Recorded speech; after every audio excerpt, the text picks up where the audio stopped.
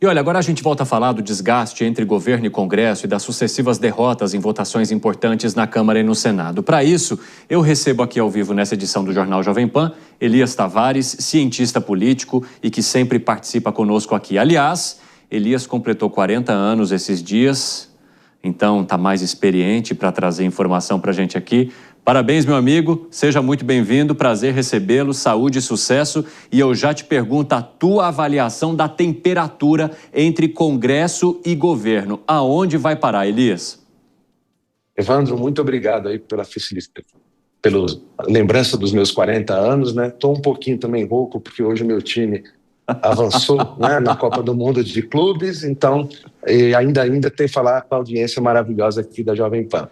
Evandro, o clima está bem amargo, né? Se a gente for levar aqui para o nosso momento, o Congresso deu um quentão amargo e o governo está tendo que experimentar sozinho toda essa onda aí. Não é de hoje que a gente fala né, do desgaste, do esvaziamento do governo, o governo não se comunica, o governo não consegue articular juntamente sua base. É uma vitória, é uma derrota muito, muito, muito significativa. Ela é maior do que o impeachment da Dilma. Se a gente for levar também em consideração 98 votos apenas a favor, isso mostra que o governo tem uma base de menos de 20%, o que é muito difícil para ele, e principalmente também, né, quando a gente vê 11 líderes do governo votando contra o governo, aí acabou, né? O próprio governo é oposição de si mesmo. Pois é, Elias Tavares, você entende que mesmo sem entregar os cargos, esses ministros hoje já estão desembarcando, ou os partidos desses ministros já estariam desembarcando de olho em 2026?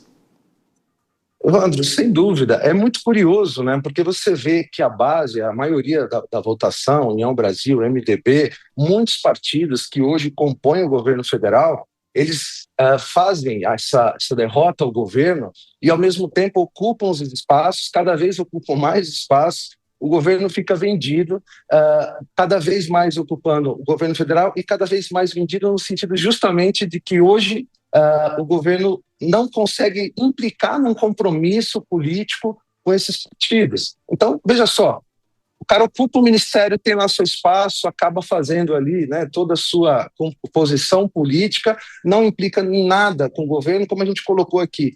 11 líderes que eram para ser os principais articuladores para justamente o governo ter vitória, poder avançar suas pautas, eles não conhecem. O Congresso e essa base do campo de centro-direita já estão em 2026. E a impressão que a gente tem é que o governo ainda está lendo em seu discurso de posse. Elias Tavares. O Gustavo Segré também quer participar da nossa conversa. Vai lá, Segré. Elias, duplo parabéns. Primeiro pelo teu aniversário e segundo porque imagino você seja palmeirense como nosso amigo Piperno, né? Então, parabéns aí por essa conquista. Muito boa, muito boa. Algo de errado não está certo nessa relação entre o Congresso e o Poder Executivo. E a sensação que fica é que o Poder Executivo está pagando para ser traído, porque grande parte da sua aliança de governo não está nem com aliança nem dentro do governo. Não seria uma boa oportunidade para diminuir de 38 majestuosos ministérios para uns 22, devolverem a esses partidos a liberdade deles se expressar como oposição, sem que todos nós tenhamos que pagar por isso, bancando eles dentro de ministérios que muitas vezes são totalmente necessários? Pois é, Segré, a conta é muito simples, né? O governo tem todo esse custo político e não está tendo resultado nenhum. Seria, sim, uma ótima oportunidade do governo Lula falar, olha, galera, vamos para o Congresso Nacional, então, de fato, ser oposição, está aqui, ó. Vou reduzir 10 bilhões, é muito fácil, né? Vou reduzir, então, os 10 bilhões das emendas impositivas, das emendas parlamentares, que eu tenho certeza que a opinião pública não vai ser contra isso, dá uma cara nova. E eu digo mais, né? Eu entendo que talvez a própria figura do presidente Lula deveria começar a avançar um pouco mais nessas articulações também, se ele quiser salvar o seu governo ainda, né? Afinal de contas, a gente não está falando muito, mas a gente teve aí a Gleisi, que ficou responsável de fazer toda essa articulação e que cada vez mais está difícil, a gente não consegue enxergar uma saída para o atual governo, né? E aí, na última crise que foi a do IOF, vem o governo dizer que vai tentar combater essa crise procurando e buscando solução no Supremo Tribunal Federal. O PSOL acaba dando também um apoio com um movimento já bastante esperado, porque o PSOL sempre recorre ao Supremo Tribunal Federal para tentar mudar situações que possam prejudicar o atual governo. Como é que você avalia a relação que vai se estabelecer se a situação for judicializada? Olha, Evandro, é muito ruim, não vamos dizer, né, no ponto de vista, quando o governo, né, faz a DI, ela leva para o Supremo Tribunal Federal, vamos deixar claro, né, é uma ferramenta que o governo tem, aí cabe, evidentemente, uma discussão jurídica, mas assinando embaixo a incompetência que o governo tem de fazer essa articulação, né? Então, nesse momento, eu entendo que a gente tem um estopim, já existe ali uma partidarização do STF, né? E se o STF começar a puxar essas pautas para poder salvar o governo, esse caldo tenta ficar ainda mais difícil e amargo aí no contexto geral. É aquela queda de braço que a gente vem acompanhando, já não é de hoje, entre executivo, legislativo e judiciário. Então, para o governo é muito complicado, no meu ponto de vista, ele levar isso para o STF, ou seja, não ganha na articulação, tenta ganhar na toga. Vai lá, Segré. Como que a gente sai disso? Seria a pergunta. Quais são as ações que o governo poderia ter para sair dessa situação de tapas e beijos? Mais tapas que beijos entre o Congresso e o Executivo. Segré, essa pergunta aí, se eu tivesse, eu tenho certeza que eu seria ministro hoje, viu? Porque tenho certeza que essa é a pergunta de milhões que o governo federal, com certeza, o Lula gostaria de ter. É um momento muito complexo, porque a gente tem ali um Congresso cada vez mais forte, um Congresso cada vez mais independente, como a gente acabou de colocar. Existem as articulações e as coalizões, mas elas não têm efeito prático, né? O governo tenta ali, no que tange o que é possível a ele, né? Fazer as articulações, não dá um retorno, ou seja, hoje o caso é esse mesmo, ou faz um choque de gestão de fato, como você mesmo já colocou aqui, né?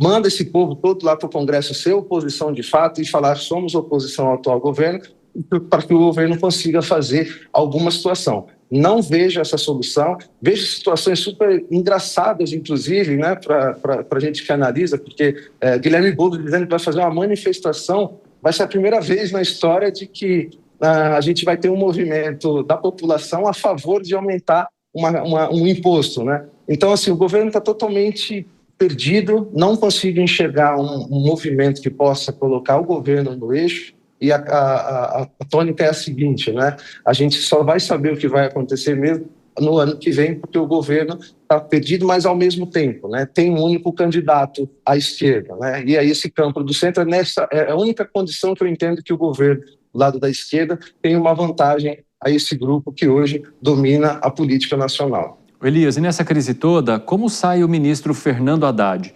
Nós acompanhamos nesta semana uma análise de que Hugo Mota tentaria colocar panos quentes para reconstruir uma possível relação, principalmente com o ministro Fernando Haddad, porque antes dessa votação, eles tinham feito uma reunião em que Haddad fez um ajuste no projeto do IOF e saiu da sala nesse encontro com os presidentes da Câmara e do Senado dizendo que a articulação foi um sucesso. Depois vem Hugo Mota e pauta não só a urgência, mas também a votação do projeto, com derrota, assim, acachapante para o governo. Você acha que tem jeito de reconstruir essa relação depois de tudo isso com o ministro Fernando Haddad? Evandro, se tem jeito de reconstruir, também é uma pergunta complexa. O problema é que o Fernando Haddad vai ter que conviver com esse Congresso até o final do ano que vem nas eleições. Agora, é muito difícil a situação do Fernando Haddad, porque todos diziam que ele seria um nome até para sucessor do Lula, né? O que cada vez mais a gente vê é que todo esse desmonte, uma grande parte desse ônus que está acontecendo, caindo justamente sobre Fernando Haddad, né? No início existia ali o homem forte, o homem que vai conseguir resolver os problemas econômicos do país, e todas essas derrotas, se a gente for analisar, ela é justamente nessa área da fazenda, é justamente onde Fernando Haddad atua. Então, assim, é muito complicado a situação do ministro, e ele tem ali, né, o que seria ali o bônus, a pessoa que seria o futuro, né, da esquerda e do próprio PT, a gente está vendo cada vez mais que ele vai ter esse carimbo e cada vez com mais dificuldade de tirar um proveito disso, né? Eu não consigo enxergar o ministro Fernando Haddad saindo do governo federal e saindo como um homem forte, um homem que fez uma diferença dentro do governo federal, né? E só para a gente arrematar aqui nossa conversa, Elias, a Instituição Fiscal Independente do Senado apontou uma preocupação intensa com o rumo das contas já em 2026, falando sobre um possível colapso ainda no próximo ano, diferentemente do que previa o governo, jogando então esse apagão lá para frente. As contas públicas também são uma preocupação extrema para você? Como é que você avalia?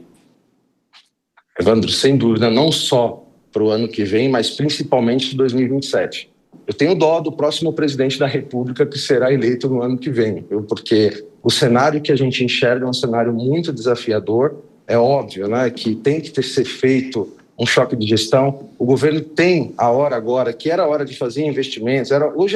Esse seria o ano ideal do governo, né, de investimentos, de aparecer, de poder fazer toda a sua... colocar em prática tudo que colocou em seu planejamento. Mas o sentido que a gente vê cada vez mais é a gente tendo uma dificuldade, o país passando por diversas crises, os juros que não consegue controlar, essa questão do IOF, que se a gente for levar também em consideração, acaba indo diretamente no crédito. Quando a gente pensa no crédito, a gente pensa justamente naquelas pessoas que mais precisam, de repente, às vezes, de um cartão de crédito, até para sua sobrevivência, acaba vivendo um pouco disso, né? E quando a gente põe essas taxas, a gente tem justamente a opinião pública contra, a gente tem quem entende, né? Os investidores fogem do país e a tendência é só a piora do nosso país. Então, o cenário vai ser desafiador e, sem dúvida, para o próximo presidente ou para o Lula, que se caso seja reeleito o ano que vem, 2027 vai ser um ano de muita dificuldade. Elias Tavares, cientista político, obrigado por conversar conosco. O espaço está sempre aberto aqui, meu amigo. Um grande abraço.